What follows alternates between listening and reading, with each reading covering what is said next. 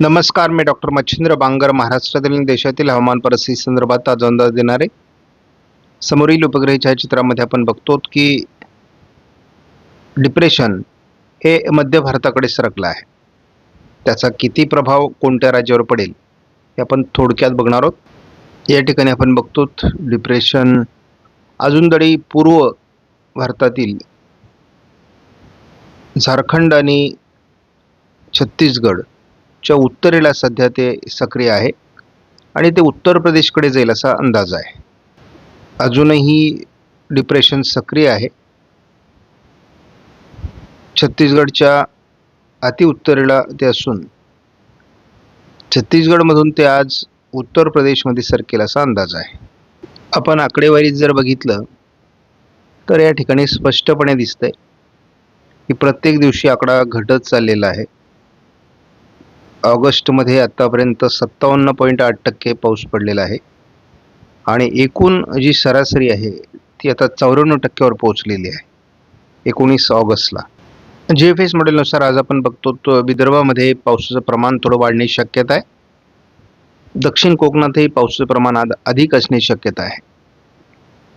उद्यापासून मात्र हे प्रमाण कमी व्हायला सुरुवात होईल, परंतु स्थानिक वातावरण महाराष्ट्रात बऱ्याच भागात असणार आहे. पूर्व विदर्भात त्याचा प्रभाव अधिक असण्याची शक्यता आहे.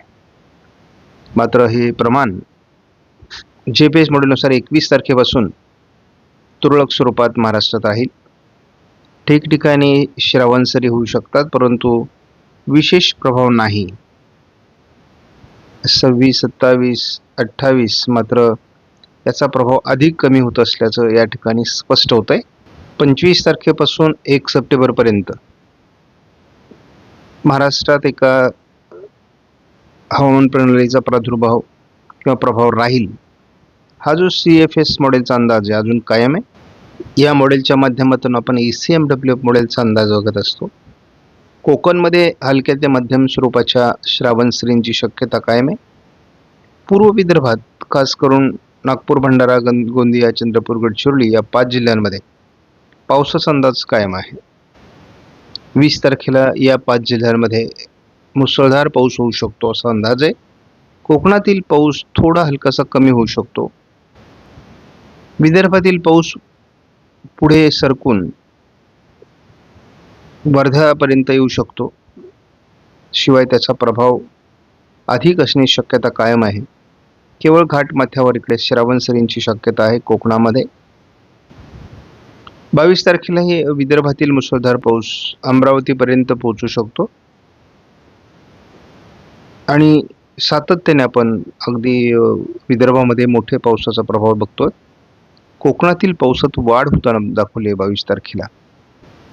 विदर्भात हे वातावरण भंडारा आणि गोंदियामध्ये अतिवृष्टी करू शकतं असा अंदाज ECMWF मॉडेलचा आहे. नागपूर, वर्धा, अमरावतीपर्यंत त्याचा प्रभाव राहणार आहे 23 तारखेला. घाटमाथ्यावर कोकणात पाऊस कायम आहे. 24 तारखेलाही कोकणचा पाऊस कायम आहे. नागपूर, भंडारा, गोंदियामधील पाऊसही कायम आहे. 25 तारखेला देखील विदर्भातील पावसाचं वातावरण पुन्हा एकदा सक्रिय होईल. घाटमाथ्यावर कोकणात हलक्या सरींची शक्यता कायम आहे. 26 तारखेला पहिल्यांदा संपूर्ण विदर्भ आणि मराठवाड्याच्याही पूर्व भागात म्हणजे जालना, परभणी, वाशिम, हिंगोली, नांदेड, यवतमाळ याही जिल्ह्यात या हवामान प्रणालीचा प्रभाव निर्माण होण्याची शक्यता आहे.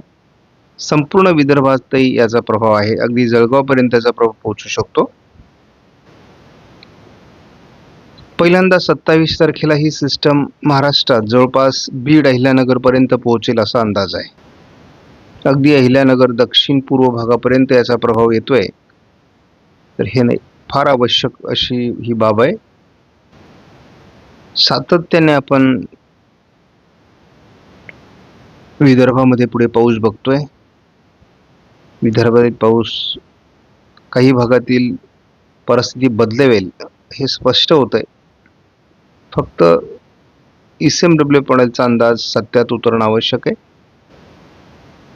29ला मात्र हे वातावरण कमजोर होत आहे. ते अतिपूर्व विदर्भाच्या भागात आहेच, पण प्रभाव कमी होतोय. 30 तारखेला मात्र या वातावरणाचा प्रभाव फक्त गडचिरोलीपुरता मर्यादित राहू शकतो, गोंदियापुरता. 1 तारखेला किरकोळ वातावरण राहील विदर्भामध्ये आणि एकूण पावसाचं जे प्रमाण आहे ते अजून कमी होण्याची शक्यता आहे. कारण सप्टेंबर हा महाराष्ट्रातला सर्वाधिक पाऊस देणारा महिना आहे. ऑगस्टमध्ये जो पाऊस कमी पडलाय त्याची कसर भरून काढण्याची क्षमता ही सप्टेंबरच्या पावसामध्ये असते. त्यामुळे आपल्याला आता केवळ परतीच्या पावसाचीच अपेक्षा इथे आहे आणि आपला अंदाज आहे की परतीचा पाऊस महाराष्ट्रातील बऱ्याच भागातील दुष्काळ संपवेल. यावर आपण अजून तरी ठाम आहोत. आपण पुढील 15 दिवसाचा जेव्हा एकत्रित अंदाज बघतो तेव्हा आपल्याला या ठिकाणी स्पष्टपणे असं दिसतंय की जवळपास बीड छत्रपती संभाजीनगरपर्यंत आणि इकडे गोंदियापर्यंत या भागात पाऊसमान वाढणार आहे आणि खास करून विदर्भातील दुष्काळ संपू शकेल ऑगस्टमध्येच अशी शक्यता वाटते. कोकणामध्ये हलक्या ते मध्यम सरी, श्रावण सरी आपण ज्यांना म्हणू त्या होत राहणार आहेत. इतरत्रही स्थानिक वातावरण आहे, पाऊस पडणार नाही असं नाही. पिकांना जीवदान देणारा पाऊस इतर ठिकाणी पडू शकतो असा अंदाज आहे, परंतु खात्री नाही, सर्वदूर सारखा नाही. आपण जेव्हा शेतकऱ्यांची प्रतिक्रिया ऐकतो तेव्हा शेतकरी म्हणतात सर ढग येतात परंतु पाऊस पडत नाही. आणि आपण या समोरील मॉडेलमध्ये बघतो की पांढऱ्या प्रकारचे ढग आहेत ज्यातून पाऊस पडण्याची शक्यता नाही. हे ढग जेव्हा आपल्या आकाशामध्ये आपल्याला दिसतात तेव्हा ते पाऊस देऊ शकत नाहीत, कारण ती आर्द्रता त्याच्यामध्ये नाही. सध्या आपण 19 तारखेला घाटमाथ्यावर पावसाची शक्यता बघतो, नाशिक पश्चिमला पावसाची शक्यता बघतो, परंतु स्थानिक वातावरण बार्शी, लातूर, बीड, अगदी नांदेड, वाशिमपासून पूर्व विदर्भातील अमरावती, नागपूर, भंडारा, गोंदिया, चंद्रपूर, गडचिरोली या भागात असणार आहे. म्हणजे विदर्भात पावसाची शक्यता आहे. थोडी लातूर आणि नांदेडच्या पूर्व भागात पावसाची शक्यता आज आहे. पुढे आपण बघतो की नागपूर, भंडारा, गोंदियामध्ये सातत्याने चांगल्या पावसाचं वातावरण दाखवलं जाते. कोकणातील पाऊस तसा कमजोर आहे, परंतु घाटमाथ्यावर श्रावण सरी होत राहणार आहे. केवळ घाटमाथ्यावर आहे, कोकणात पाऊस तसा कमी होतोय आणि आपल्याला एक चांगल्या पावसाचं, मोठ्या पावसाचं वातावरण हे नागपूर, भंडारा, गोंदियामध्ये सातत्याने दिसतंय. या ठिकाणची परिस्थिती बदलू शकते असा अंदाज आहे, परंतु अद्याप या ठिकाणचं जे काही सरासरी पावसाचं प्रमाण आहे, टक्केवारी आहे, ती अजून फारशी सुधारलेली नाही. या ठिकाणी आपण बघतो नागपूर, भंडारा, गोंदिया 23, 24ला सुद्धा या भागात पाऊस सातत्याने आहे. परंतु महाराष्ट्रातला उर्वरित भाग जर बघितला आपण तर महाराष्ट्रात कुठेही इतर ठिकाणी समाधानकारक पाऊस दाखवलेला नाही आहे. आपल्याला आता 26 तारखेपासून एक अपेक्षा आहे की एक हवामान प्रणाली महाराष्ट्रावर सक्रिय होईल आणि ती बराच भाग कव्हर करेल. मग यामध्ये छत्रपती संभाजीनगर असेल, जालना आहे, परभणी आहे, बीडचा काही भाग आहे, नांदेडचा भाग आहे, वाशिम, हिंगोली आहे, जळगाव पूर्व, बुलढाणा, अकोला, अमरावती, नागपूर, भंडारा, गोंदिया, चंद्रपूर, गडचिरोली, वर्धा, यवतमाळ या बहुतांश भागापर्यंत 26 तारखेपासून पाऊस सक्रिय होणार आहे. आणि आपण अगदी बीडपर्यंत याचा प्रभाव बघतो. अहिल्यानगर पूर्वपर्यंत किंवा दक्षिणपर्यंत देखील त्याचा प्रभाव 27 तारखेला असणार आहे. त्यामुळे ही जी घटना आहे ही घटना घडणं आवश्यक आहे, कारण आपण बघतो मॉडेलचे अंदाज हे 50% जुळत आहेत यावर्षी. परंतु हे वातावरण जर झालं तर हे पूर्णपणे दुष्काळी भागावर सक्रिय असलेलं वातावरण आहे आणि तरच या ठिकाणच्या पिकांना जीवदान मिळू शकतं, या ठिकाणच्या पाणी प्रश्न मिटू शकतो. त्यामुळे 26-27 आपल्यासाठी फार महत्त्वाचं आहे. जवळपास पुण्यापासून अहिल्यानगरपर्यंत आणि विदर्भापर्यंत हा असा एक भाग आहे. त्यामुळे 27 तारीख आपल्यासाठी फार महत्त्वाची आहे. विदर्भात सातत्याने पुढे पाऊस दाखवला जातोय. परंतु इतर भागात पाऊस नाही. कोकणाच्या दक्षिण भागात 28ला थोडा पाऊस दाखवला जातोय. विदर्भात सातत्याने पाऊस आहे.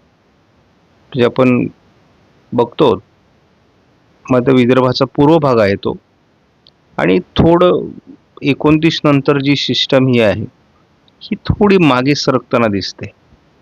आपण जरा या सिस्टमकडे लक्ष देणं आवश्यक आहे.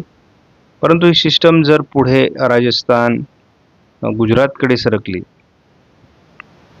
तर मात्र अजून वातावरण पोषक आहे असं म्हणता येईल. आपण बघतो ती एक सिस्टम, एकाच वेळी 2 सिस्टम सक्रिय राहणार आहेत. एक राजस्थानच्या जवळपास पूर्व भागावर आहे, तर दुसरी महाराष्ट्रावर आहे, विदर्भामध्ये. 31 तारखेची परिस्थिती आपण बघतो, आणि या दोन्ही सिस्टम समोरासमोर असणार आहेत. म्हणजे राजस्थानपर्यंत 1 तारखेला एक सिस्टम पोहोचते आहे.